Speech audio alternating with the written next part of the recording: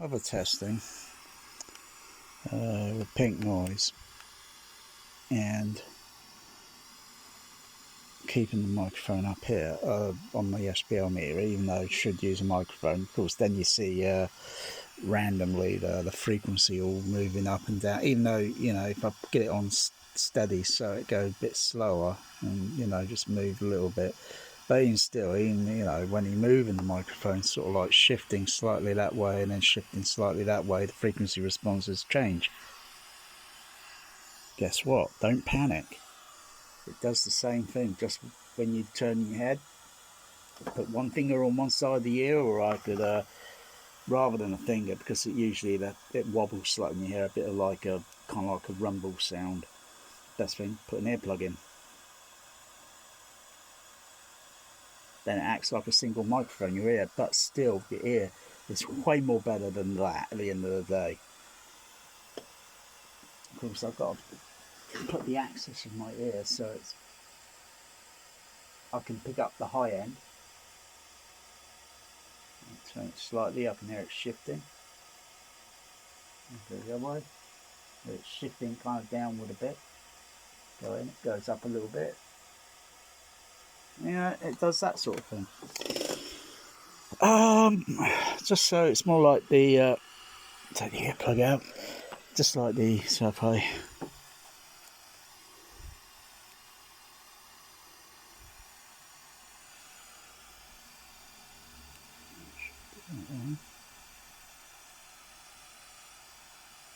See it dropping about -1 dB.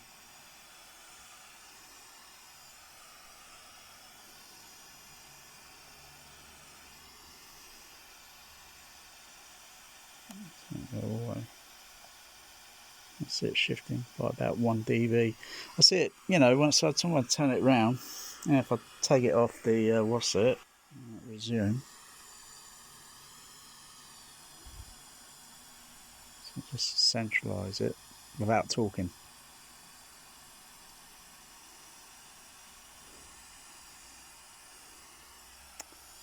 Although I've got to talk here because it's a little bit awkward to get my headlight torch. It's just so it gives a little bit of illumination, so it's just the angle.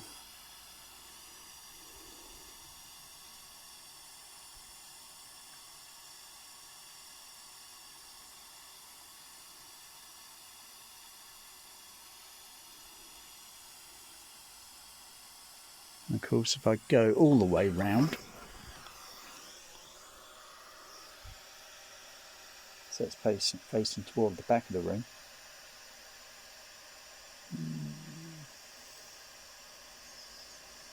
See about -3 dB, I think.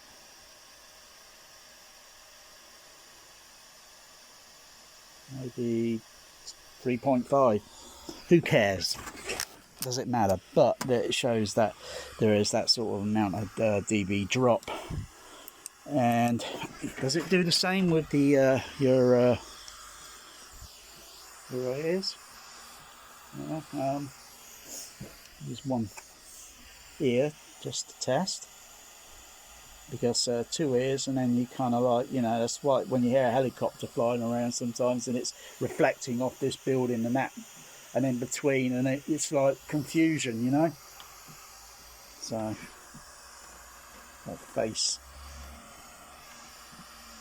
towards it. Now hear the high end, nice and crisp. Turn around, and I hear the high frequency dropping off because it's behind me. If I angle my head that slightly, yeah, I hear a slight elevate, but not the very top end. If I turn this way, it goes a bit dull because my ears then now facing out more or less that direction. Still a bit dull. About this point here,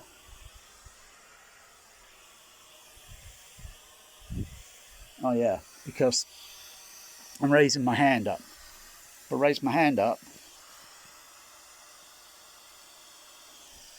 of course the sound to reflect and then come back to my ear. and that surface area is going to reflect. There's no if, there's no but, there's no debate, there's no vote about it. All I have to do is throw a towel over all that, or a blanket, and then guess what? It's going to be like absorbed. So yeah, and I've turned back round that way, and yeah.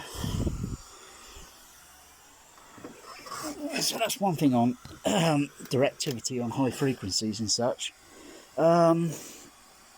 Just mute that pink noise, it can drive you crazy. Yeah,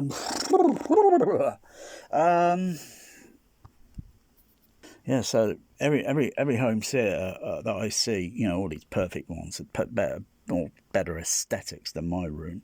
You know, I just throw on the absorbent, you know, just to get rid of the slap echo in the room, you know. But then there's still surface areas that are reflective.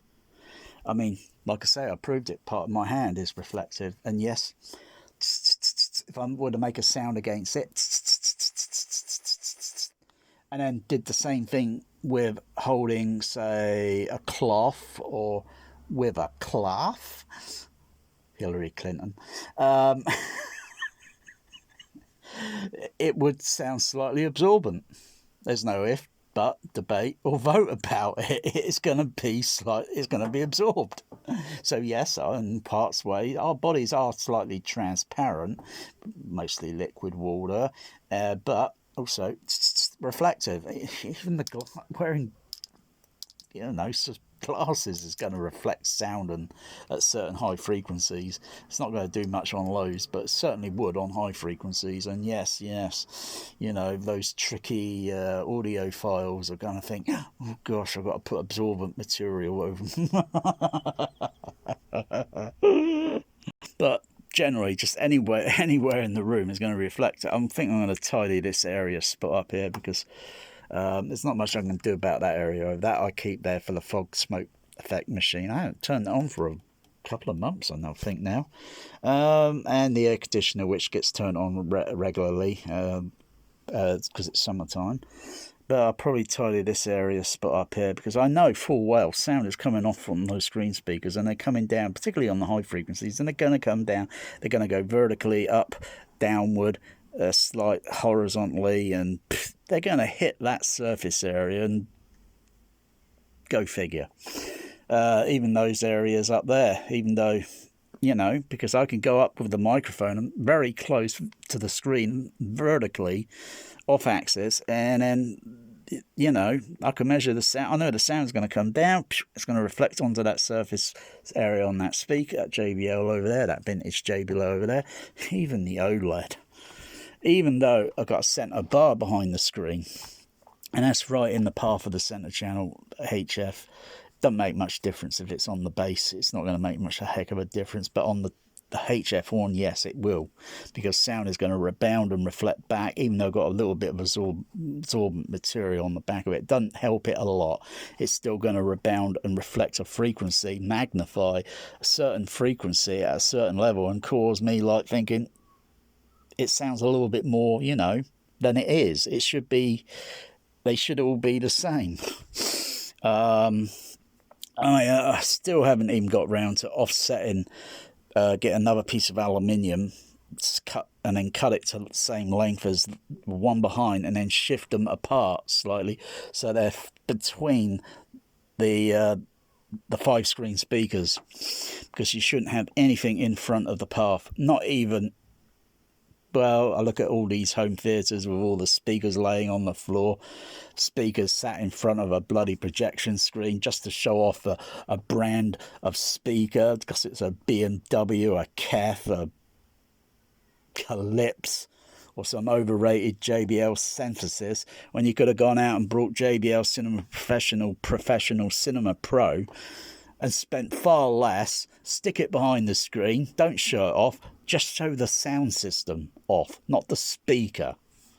You think they do that in the cinema? No, some of the state-of-the-art THX cinemas I've been to in the past, you couldn't even see the speakers. They were hidden. So you're only hearing the sound being showed off, not seeing a product in your face.